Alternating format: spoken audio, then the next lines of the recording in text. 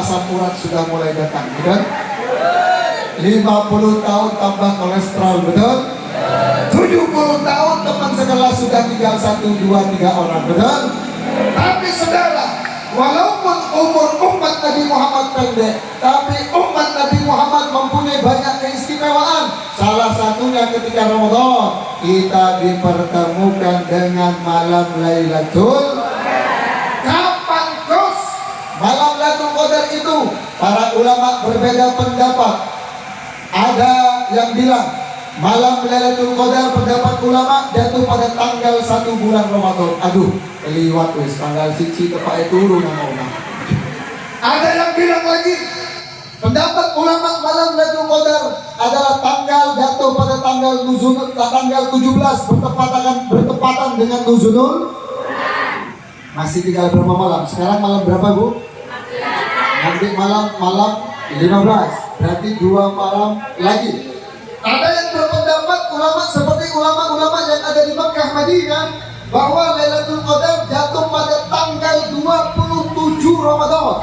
Maka ketika malam 27 Ramadan itu di Mekah Madinah tumpet mau laki-laki, mau perempuan, mau yang sepuh, maupun yang muda, termasuk anak-anak keluar menuju masjid. Mereka menyambut malam Lailatul.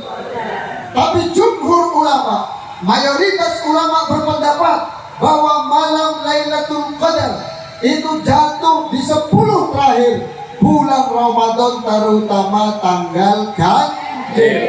Tapi ojo diakali, Bu. Tanggal 21 semangat ke masjid, 22 tidur, 23 ke musola, 24 ke pasar. Maka saudara, orang yang mendapatkan fadilahnya malam Lailatul Qadar, yang diberi kesempatan bertemu dengan malam Lailatul Qadar adalah orang yang dari tanggal 1 sudah mempersiapkan diri. Ya Allah, tahun ini Gusti, saya sudah sepuh ya Allah, saya sudah punya anak ya Allah, saya ingin ketemu dengan malam Lailatul Qadar. Saya ingin berdoa kepada Engkau, mudah-mudahan anak cucu kami diselamatkan oleh ajudan ya Allah, amin Allahumma. Anak cucu kami dijadikan anak cucu yang soleh dan soleha, amin Allahumma. Dan kami ya Allah ingin ya Allah panjang umur, namun kalau sudah waktunya mudah-mudahan di akhir hidup kami jadikan husnul khotimah, amin Allahumma. Maka saudara-saudara nih, mumpung ada waktu, belum tentu kita tahun depan bisa bertemu lagi. Mumpung ada waktu, orang-orang di alam kubur sana ketika menjelang Ramadan, mereka nangis. Bahkan orang-orang tua kita mengajarkan kita sebelum masuk Ramadan ziarah kubur, betul? Itu salah satunya mendoakan, menghibur para ahli kubur, karena mereka menangis. Kenapa terus? Karena tidak bisa bertemu dengan bulan Ramadan. Maka bagi kita yang masih diberi umur, diberi kesempatan oleh Allah, yuk kita manfaatkan Ramadan sebaik mungkin. Jangan lewatkan setiap jamnya, jangan lewatkan setiap menitnya, jangan lewatkan setiap detiknya. Untuk ojo lali moco, apalagi setelah sholawat berdoa. Alhamdulillah terbukti lagi hebatnya bapak-bapak, khususnya emak-emak yang senang baca sholawat. Kemarin Gus Wawain nyalon lagi, jadi lagi. Alhamdulillah. Aduh, kalau namanya serangan, ada serangan fajar, ada serangan setelah fajar, ada setelah serangan hampir beduk, ada minyak goreng sama mak-mak sikat semuanya, ada beras, sikat berasnya, ada sembako, sikat sembakonya, tapi miliknya tetap Gus Wawain. Alhamdulillah. DPR yang lain dapat 30.000, paling banyak 80.000. Gus Wawain dapat 239.000 suara. Alhamdulillah. Bukan cuma jadi DPR, tapi jadi DPRD provinsi terbanyak seluruh Indonesia. Alhamdulillah. Hebat gak hebat? Yang hebat bukan Gus Wawain, yang hebat emak-emak yang seneng ojo lali mojo Salawat. apalagi di Ramadan saudara-saudara. Yuk perbanyak sholawat dan berdoa kepada Allah. Mudah-mudahan anak cucu kita jadi anak cucu yang ahli ilmu dan soleh-soleha. Amin. Allahumma sholli ala sayyidina Muhammad wa ashghilil zalimin Allahumma sholli ala sayyidina Muhammad wa ashghilil zalimin wa akhrijna min bainihim limin ya Allah wa ala alihi wa sahbihi ajma'in. Yang kedua, saudara, saya mohon doa. Ad-du'a usilahul mu'minin. Doa adalah senjatanya orang mukmin. Yuk, mumpung Ramadan, saya mohon doa untuk siapa, Gus? Untuk bangsa Indonesia kita tercinta. Dari Sabang sampai Merauke, doakan mudah-mudahan selalu aman, utuh dan selamat. Amin Allahumma. Amin. Amin Allahumma. Amin. Karena Indonesia ini surga, saudara. Dibandingkan dengan negara-negara yang lain, coba dilihat di Timur Tengah, nggak selesai-selesai perang, betul? Bahkan di negara lain tidak seenak di Indonesia. Kita lihat di Malaysia, kalau mau bikin acara besar, nggak semudah di Indonesia. Bikin acara 1000, 10.000 orang, perizinannya rumit. Kalau di Indonesia mah bebas-bebas saja. Jangankan bikin acara, kok ada musola, speakernya 5, jamaahnya 1 aja boleh. Betul? Jam 3 sudah nyetel lagu, nyetel apa? Ngaji. Orangnya tidur, tetangganya pusing. Ada.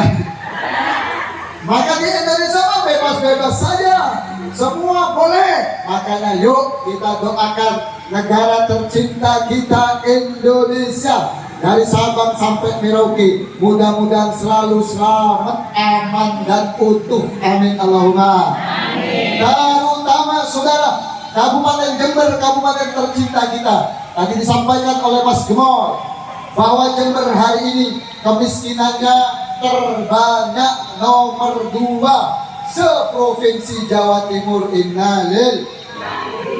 Bagaimana Gus mengatasi kemiskinan? Saudara, saya melihat agak sedikit lucu sebetulnya.